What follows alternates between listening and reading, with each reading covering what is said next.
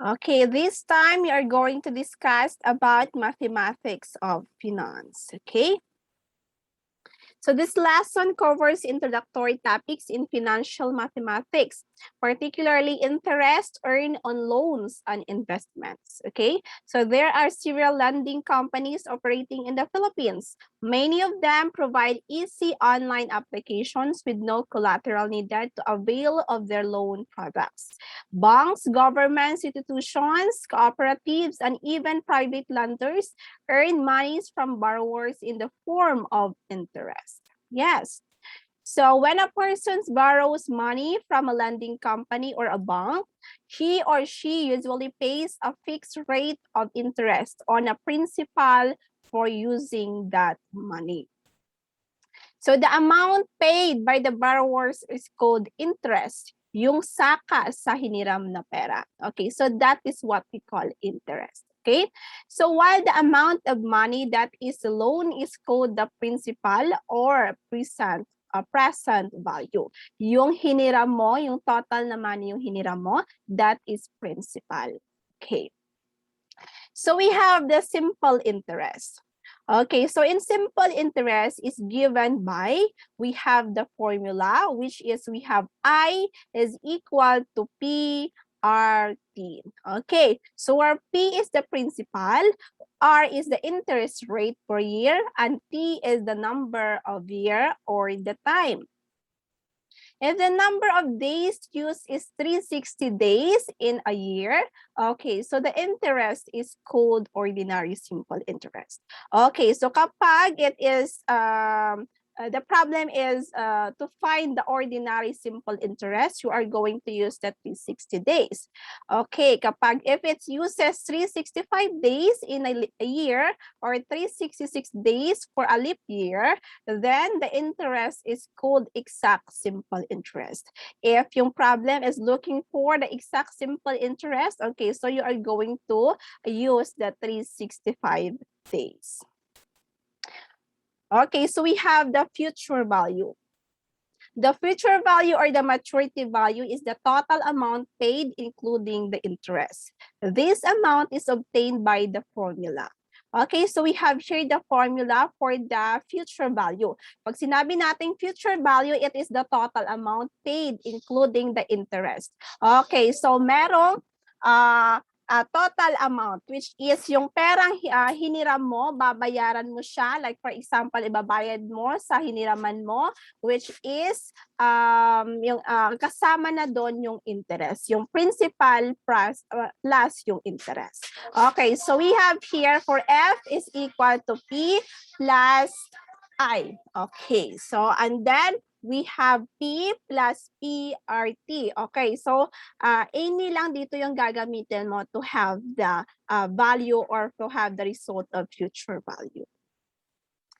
Okay, so example number 1, an employee borrows 60,000 pesos for 7 months at an interest rate of 12% per year. Okay, so find the interest earned at the total amount he has to pay. Okay, so first you need to understand the problem. Okay, so an employee borrows 60,000 pesos for 7 months at interest rate of 12% per year. Okay, so you're going to find the interest earned and the total amount he has to pay.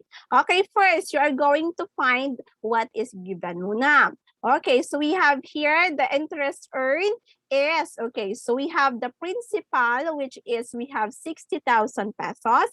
We have the rate, which is we have 0.12 or we have 12%.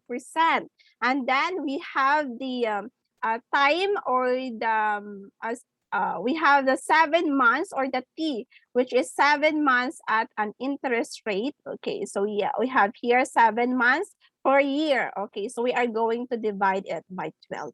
Okay, so to have the interest, we are going to multiply P R T. Okay, so we have 60,000 and then we have 0.12. Okay, and then we have 7 divided by 12. Okay, mag-equal siya sa 400 or 4,200. Okay.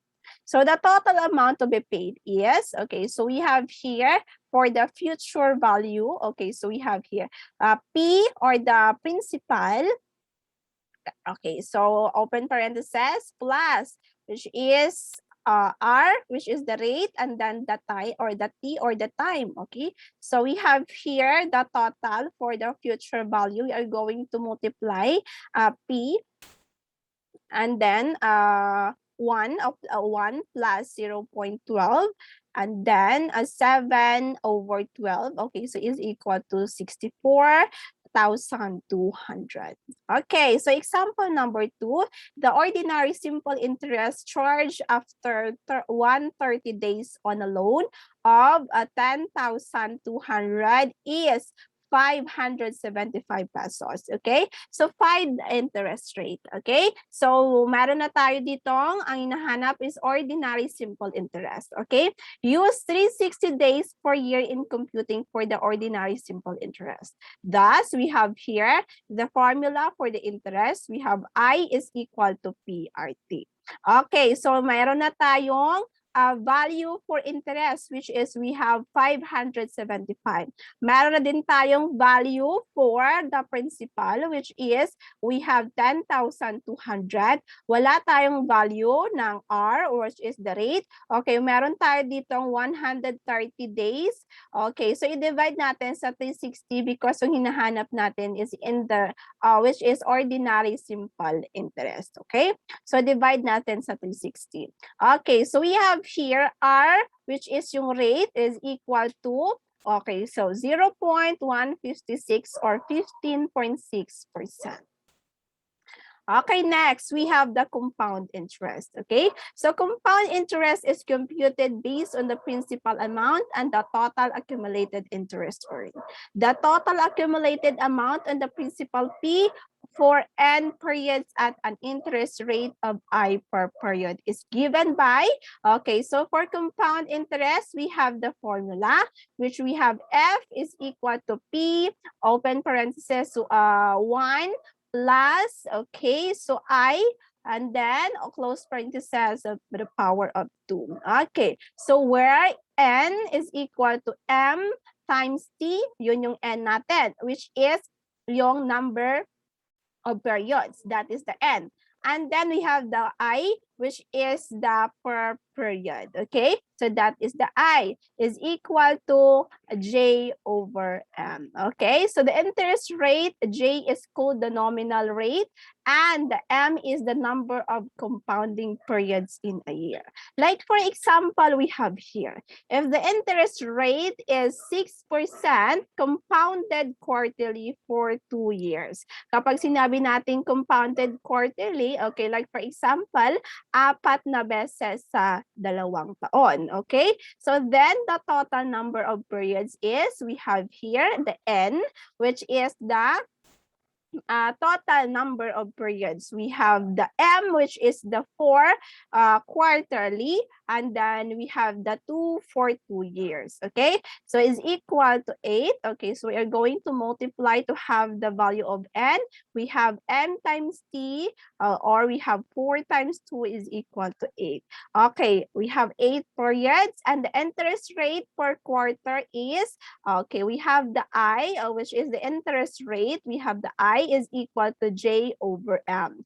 Okay, our J is 0.06, which is 6%, okay, divided by 4, which is for quarterly, is equal to 0.015 or 1.5%. Okay, so that is how we can get for compound interest. Okay, we have here another example. A mother invested 100,000 pesos in a mutual fund on the date her first son was born. If the money is worth 10% compounded semi-annually, how much will the son receive his 18th birthday? Okay, so you need to understand the problem first. Okay, so the total number of periods is, we have the N is equal to MT, which is the formula, is equal to 2, which is for pag sinabi kasi nating semi-annually, okay, so it is twice in a year. Okay, so we have 18 in his 18th birthday. Okay, so for 18 years is equal to 36. Okay, so 2 times 18 is equal to 36. That is our N. Next, the interest rate per period is I is equal to, for our formula for I, is equal to J over M, which is our J is 0.1. And then for our M is equal to 0.05. Okay? So pag sinabi natin 0.1 kasi it is 10%. Okay? So because we are looking for the interest rate per period for I. Okay, hence the total amount the son should receive is, okay, so we have here the formula for the compound interest. Okay, so we are going to substitute. We have for the P, we have 100,000, and then we have 1. And then for the I, okay, so we have 0.05. Okay, so and then we have the N, which is 36. Okay, so we have here for our compound interest, we have 579,182 pesos. Yun yung makukuha ng kanyang son in his 18th birthday. Okay, another example. We have here, what is the ordinary interest of, okay, 5,000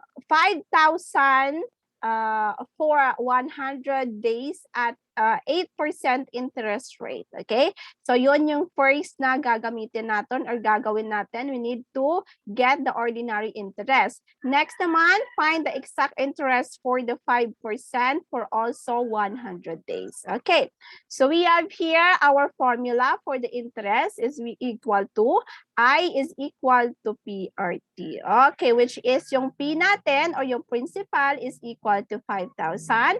Our rate or our R is equal to 8% or 0.08. And then our time is equal to 100 days. Okay, so we are going to use ordinary interest first. Okay, so kapag sinabi natin gagawin natin or magkakaroon tayo ng ordinary interest, okay, i-divide natin yung time natin, which is 100 days to 360. Okay, so we have here, nag-substitute na tayo ng mga value, which is we have the P, R, and the T. Okay, so as what you can see here, we have 100 days. Okay, divide natin sa 360 kasi yung hinahanap first is ordinary interest. Okay, so we have I is equal to, okay, so i-times lang natin or multiply natin yung P natin, yung R, and then yung T. Okay, multiply natin lahat, magkakaroon tayo ng 111.11. Okay, so that are pesos. Okay, that will be our I or interest. Next naman, yung gagawin natin is find the exact interest for the 5,000. Okay, for also 100 days. Okay, ganun din naman. We used 8%. Okay, so we have here for I is equal to PRT. I is equal to 5,000. Okay, substitute lang natin, which is our R is 0.08 or 8%. And then our time, which is 100 days. Divide natin sa 365 kasi we are looking for exact interest. Okay, so I or the interest is equal to 109.59. Okay, multiply lang natin yung PRT. Okay, understand na ba? Okay, sige. So that's all for today. Thank you so much. Okay, sige. Goodbye and God bless. Please click the subscribe button and like. Thank you.